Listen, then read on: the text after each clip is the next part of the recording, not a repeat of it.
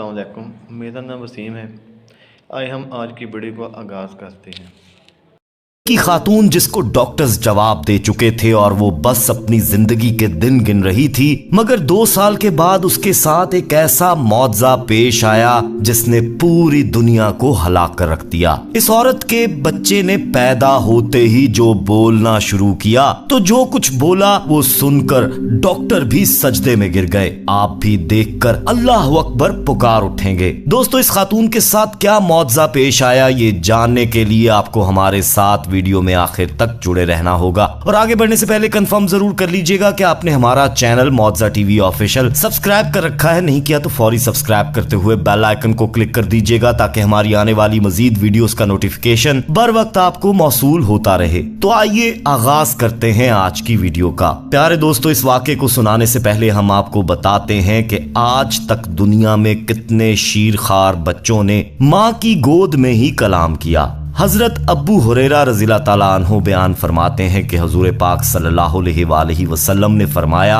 गोद के बच्चों में से सिर्फ 3 ही बच्चे बोले हैं। एक तो हजरत यूसुफ अलैहिस्सलाम जिनकी पाकी की गवाही 4 माह के शीरखार बच्चे ने दी। दूसरा हजरत ईसा अलैहिस्सलाम जिन्होंने हजरत मरियम सलामुल्लाह अलैह की पाकबाजी की गवाही गोद में दी। और एक जरीज आबिद वाला लड़का है। किस्सा ये हुआ कि जरीज एक आबिद शख्स था। उसने अपनी इबादत के लिए कोठड़ी बना रखी थी। एक दिन उसमें इबादत कर रहा था कि उसकी माँ उसके पास आई। उसने पुकारा, ए जरीज। जरीज ने ख्याल किया कि क्या करूं ए अल्लाह, इधर खुदा की नमाज का लिहाज और उधर माँ का लिहाज। फिर नमाज को ही तरजीह दी और इसी में लगा रहा। माँ वापस चली गई। दूसरा दिन हुआ तो माँ फिर उसके पास आई और वो उस वक्त भी नमाज पढ़ रहा था। उसने पुकारा, ए जरीज। उसने दिल में सोचा, या अल्लाह क्या करूं, उधर माँ इधर नमाज। फिर नमाज में ही लगा रहा। माँ के बुलाने पर भी नहीं गया। फिर तीसरे दिन माँ आई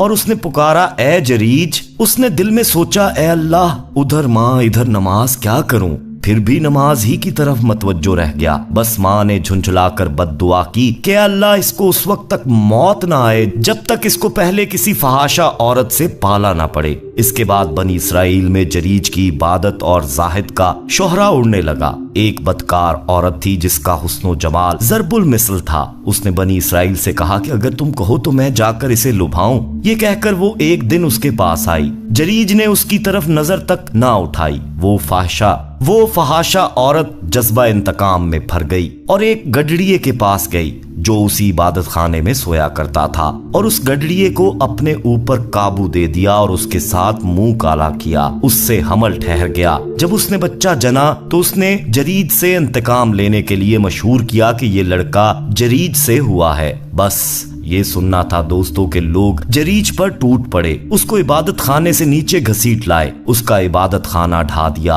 और लगे उसे मारने कि आबिद बनकर हरामकारी करता है। जरीज ने पूछा, बताओ तो सही, तुम मुझे क्यों मार रहे हो, क्या बात है। उन्होंने कहा कि तूने उस फहाशा के साथ जना किया और उसने तेरे नुत्फे का बच्चा जना है। जरीज ने कहा, अच्छा तो वो बच्चा कहाँ है। लोग वो बच्चा ले आए। उसने कहा, जरा मुझे नमाज पढ़ लेने दो। इजाजत मिली, उसने नमाज पढ़ी। फिर वो जरीज उस बच्चे की तरफ मतवज्जो हुआ और उस बच्चे के पेट में उंगली चुभोकर बोला, ए बच्चे, तू सच सच बता, तेरा बाप कौन है। वो चंद दिन का बच्चा कुदरत खुदा से बोला कि फलां गडरिया।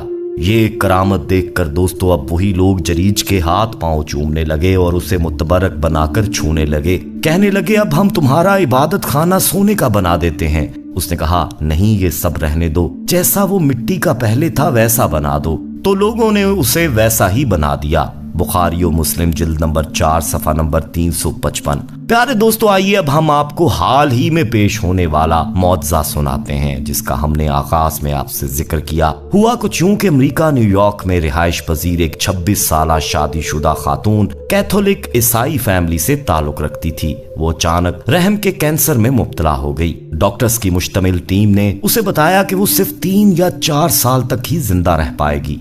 दोस्तों आप समझ सकते हैं जिसको ये मालूम हो जाए कि वो बस कुछ दिन ही जिंदा रह पाएगा उसका क्या हाल होगा। इस खबर ने भी खातून को रहम के कैंसर के साथ साथ मायूसी और डिप्रेशन में मुब्तला कर दिया। मुसलसल रातों को वो रोती रहती। एक रात यूं हुआ कि वो इसी दिली बेचैनी में मुब्तला थी और रोए जा रही थी कि उसने बाइबल पढ़नी शुरू कर दी और उसको खुद में थोड़ी तवानाई और सुकून महसूस हुआ, मगर वो खुदा से मुसलसल गिले कर रही थी कि ऐसा उसी के साथ ही क्यों हुआ। बाइबल पढ़ते उसके खुदा के बारे में बहुत से सवालात पैदा होने लगे। उसने करीबी एक लाइब्रेरी से दूसरे मज़ाहिब का मुतालिया शुरू कर दिया, मगर उसका दिलो दिमाग एक ऐसे सच्चे खुदा की तलाश कर रहा था जो उसको इस मुश्किल से बाहर निकाल सके। मरना तो तय है, मौत बरहक है दोस्तों, इससे आज तक कोई नहीं बच पाया, मगर वो मरने से पहले अपने सच्चे रब को पा लेना चाहती थी। इसी तरह मुतालिया करते करते जब उसने कुरान पाक का मुतालिया शुरू किया तो उसको बहुत से सवालों के जवाब मिलने लगे। वो जान गई कि यही सच्ची किताब है और यही सच्चा वाहिद रब है जिसका ना कोई शरीक है, ना बाप है, ना बेटा, ना वो किसी से जना है और ना उससे कोई जना है, वाहिदो ला शरीक है। उसने दुआ की है, अल्लाह ए मोहम्मद सल्लल्लाहु अलैहि वसल्लम और ईसा के रब, मेरा दिल गवाही देता है कि तू ही मेरा पैदा करने वाला वाहिद अल्लाह है, मेरी रहनुमाई फरमा। बेशक मैं तेरी रजा में अपना सर झुकाती हूँ और तू ही जानता है कि क्या बेहतर है, मेरी मदद फरमा। वो रोते जाती और दुआ मांगते जाती। दोस्तों 2 साल बीत चुके थे। अचानक उसकी तबीयत खराब हो जाने पर उसे अस्पताल ले जाया गया। डॉक्टर्स ने जब टेस्ट किया तो मालूम हुआ कि वो हामिला है। पहले तो डॉक्टर्स ने समझा कि ये रिपोर्ट में कहीं गलती हो गई है, क्योंकि रहम के कैंसर में मुब्तला औरत कभी मां नहीं बन सकती। उन्होंने दूसरी बार, फिर तीसरी बार और फिर अल्ट्रासाउंड में भी जब इस बात की तस्दीक हो गई कि वो हामिला है तो सभी डॉक्टर्स शदीद हैरत में मुब्तला हो गए। उन्होंने इस औरत के कैंसर के टेस्ट दोबारा किए। तमाम टेस्टों की रिपोर्ट्स ने सभी डॉक्टर्स को मजीद हैरान कर दिया कि ये कैसे मुमकिन है। कुछ अर्सा पहले तक ये कैंसर इस औरत को मौत के मुंह में ले जा चुका था और अब इसका कोई नामो निशान ही बाकी नहीं है।